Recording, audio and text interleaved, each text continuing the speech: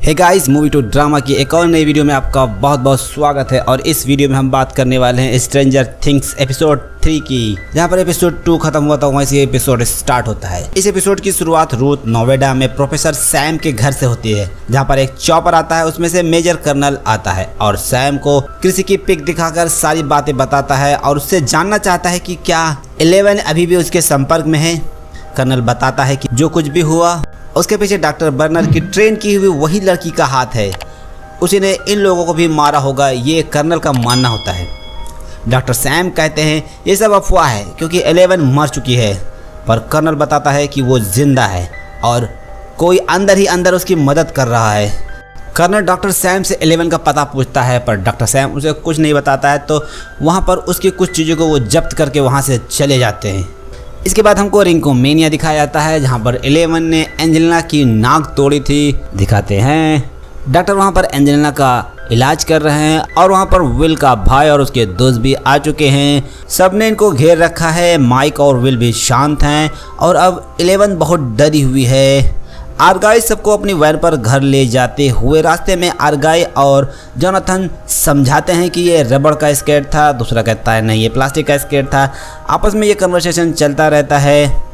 वो बहुत जल्दी ठीक हो जाएगी क्योंकि रबड़ के स्केट से ज़्यादा चोट नहीं लगती है।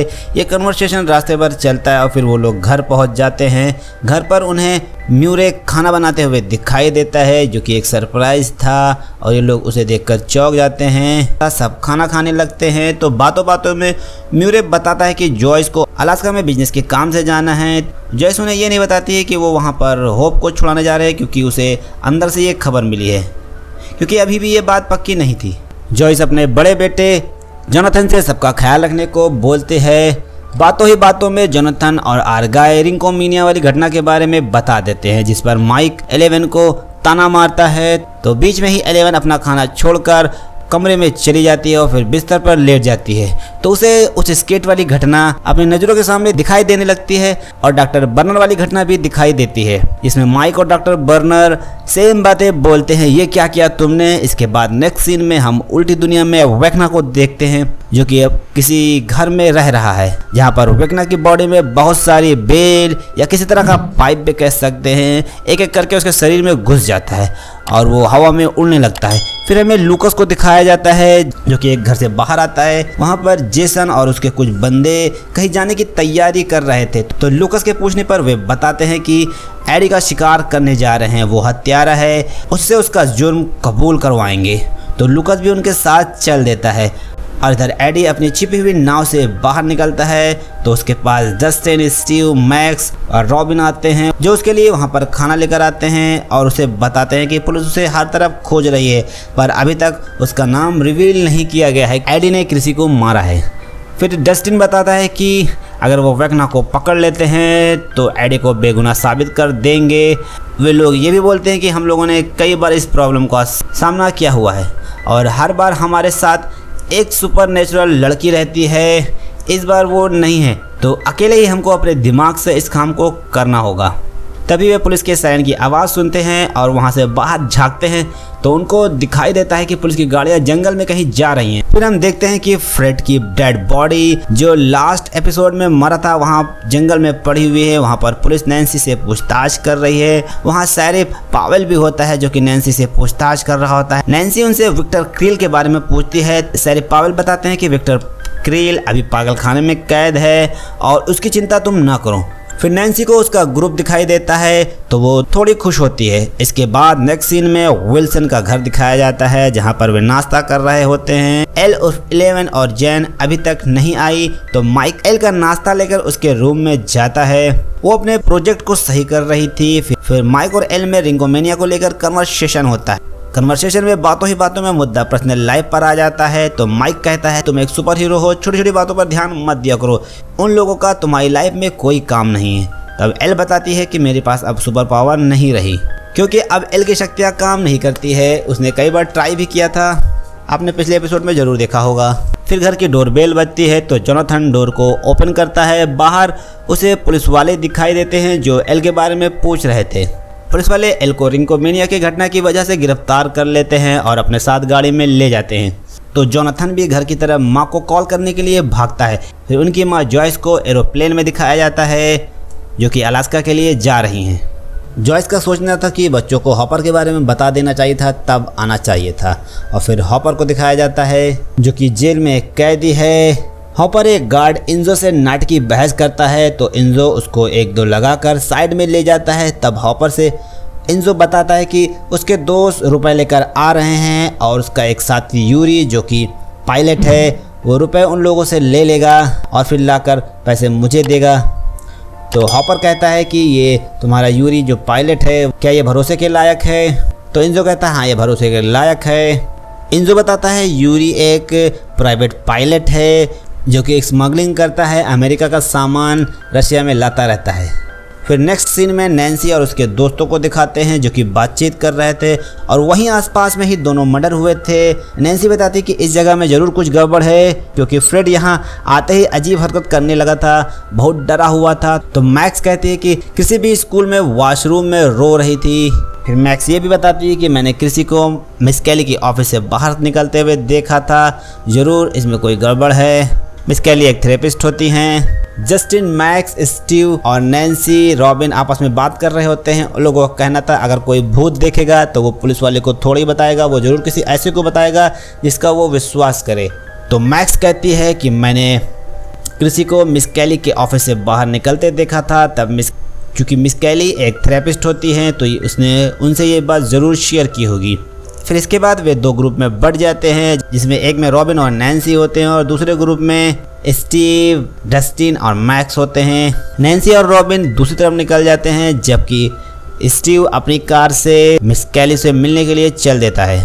वहीं पास में ट्रेलर खड़ा था जहां पर किसी की मौत हुई थी, उसमें अब अजीब सी हरकतें हो रही थी। उसकी छत पर अजीब से निशान बन गए थे, उस निशान में अजीब सी हलचल होती है। फिर उल्टी दुनिया दिखाया जाता है जहां वेगना अपने नेक्स्ट शिकार को ढूंढने में लगा रहता है। वेगना अपना नेक्स्ट शिकार पा जाता है जो जेसन की टीम का मेंबर पैट्रिक होता है। ये लोग एडी को ढूंढते हुए एडी के बैंड मेंबर से मिलते हैं। ये लोग उनसे 2-2 हाथ करते हैं। फिर जेसन उनके एक मेंबर को कायदे से कूट देता है तो वो बताता है कि डस्टिन को पता होगा क्योंकि वो कई बार कॉल कर चुका है। इसके बाद पुलिस स्टेशन दिखाया जाता है जहां जैन और 11 से पूछताछ हो रही होती है और 11 कुछ भी नहीं बताती है। तो पुलिस वाले उसके ऊपर चार्ज लगाकर उसको नाबालिग के जेल में ले जाने लगते हैं। वहीं पुलिस स्टेशन में जोनाथन भी माइक और विल के साथ जैन से मिलने आ जाता है पर उन्हें नहीं मिलने दिया जाता है। कहते हैं कि अपने गार्जियन को लेकर आओ और इनके सामने ही पुलिस की गाड़ी चली जाती है। वहीं अभी जॉयस को कोई खबर नहीं होती है कि उसकी फैमिली के साथ क्या चल रहा है क्योंकि वो अभी भी अलास्का नहीं पहुंची है, प्लेन में होती है। नेक्स्ट सीन में हॉपर को दिखाते हैं जो दोपहर का खाना लेकर रसिया के एक कैदी के पास बैठता है और उसे ब्रेड देकर अपनी कड़ी तोड़ने को कहता है। तो वो उसका पूरा खाना मांग लेता है और हॉपर उसे अपना पूरा खाना दे देता है और सौदा कर लेता है कि वो उसकी बेड़ी को तोड़ेगा। फिर ये लोग रेलवे ट्रैक पर लौटकर अपना काम शुरू कर देते हैं। हॉपर के पैरों की बेड़ियों पर वो कैदी कई हथौड़े मारता है और हॉपर अपने मुंह में कपड़ा दबाकर सब कुछ सह लेता है। फिर नैन्सी को दिखाते हैं जो कि रॉबिन के साथ पब्लिक लाइब्रेरी में जाती है। वहाँ रॉबिन को नैन्सी से पता चलता है विक्टर क्रिल के बारे में जिसने अपनी पूरी फैमिली को 1959 में मारा था जैसे फ्रेड और क्रिसी मरे हैं। रॉबिन कहती है अब तो विक्टर 70 साल का बूढ़ा होगा तो वो कैसे किसी को मार सकता है। तो नैन्सी कहती है यही तो पता करने हम यहाँ आए। फिर वे लाइब्रेरियन से आर्काइव की चाबी लेकर वहाँ चल जाती है। आर्काइव्स वो जगह होती है जहाँ पर बहुत पुराने पेपर्स या मैगजीन या जहाँ बहुत सी पुरानी किताबें होती हैं। फिर मैक्स को दिखाते हैं जो मिस कैली के पास आती है। वहीं बाहर स्टीव और डस्टिन रुकते हैं। मैक्स मिस कैली से किसी के बारे में पूछती है पर मिस कैली उसे कुछ भी नहीं बताती है। तो मैक्स मिस कैली से वॉशरूम यूज़ करने को पूछकर उसके घर में वॉशरूम की तरफ बढ़ती है तो उसे ऑफिस की चाबी दिखाई देती है जिसे वो उठाकर स्टीव और डस्टिन के साथ वहाँ से भाग लेती है। इसके बाद जेसन को दिखाते हैं जो कहीं पर डोर नॉक कर रहा होता है पर उसे उस घर में कोई नहीं दिखाई देता है।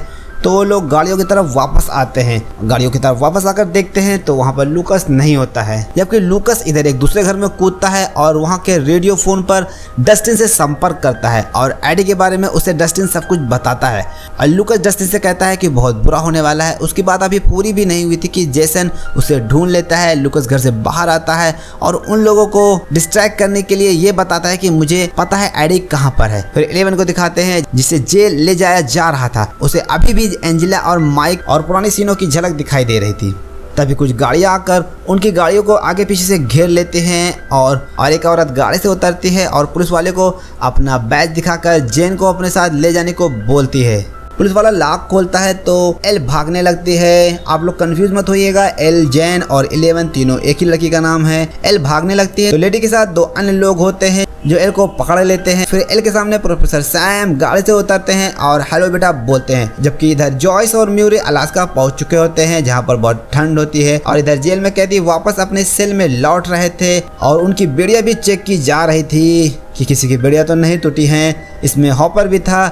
हॉपर अपने सेल में आकर अपना पैर देखता है जो कि काफ़ी हद तक घायल हो चुका है और वो बहुत दर्द में भी होता है। और यहाँ लाइब्रेरी में नैन्सी और रॉबिन अखबार को खंगाल रहे होते हैं। बातों ही बातों में रॉबिन को एक दूसरा अखबार मिलता है जो कि अब पुराने ज़माने की वीडियो रिकॉर्डिंग में था। वे उसे प्ले करते हैं। उन्हें पता चलता है कि दूसरी तरह के अखबार में ये छापा गया था कि विक्टर का मानना था कि उसके घर पर किसी शैतान का साया था, तो उसने तांत्रिक को बुलाया जिससे शैतान गुस्सा हो गया और उसने उसकी पूरी फैमिली को मार दिया और आंख भी निकाल ली थी और विक्टर को तड़पने के लिए छोड़ दिया था क्योंकि उसने तांत्रिक को बुलाया हुआ था। इन लोगों को शक हो जाता है जरूर विक्टर की फैमिली को भी विकना नहीं मारा था क्योंकि इन लोगों की मौत भी वैसे ही हुई है जैसे फ्रेडी और क्रिसी की हुई है। वे दोनों लाइब्रेरी से बाहर आकर डस्टिन को रेडियो फोन पर बताते हैं कि विकना ने 1959 में अपना पहला शिकार किया था जो कि विक्टर क्रिल की फैमिली थी। डस्टिन भी उन्हें बताता है कि वो चोरी से स्कूल में घुसे हैं और मिस कैली के ऑफिस में जाकर